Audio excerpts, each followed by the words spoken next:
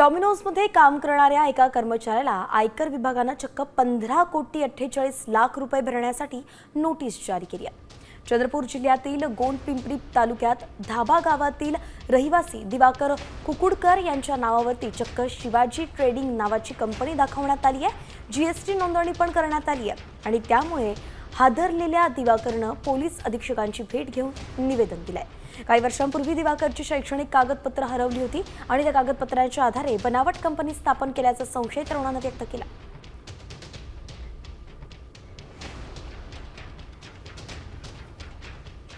मग 22-23 मध्ये मला एक नोटीस आलं होतं की जीएसटी तुमची पेंडिंग आहे 1,29,00,000ची म्हणून।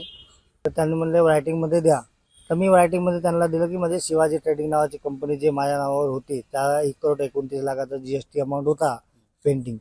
तो मी त्यांना रायटिंगमध्ये दिलं की या शिवाजी ट्रेडिंग कंपनीशी माझा काही संबंध नाही।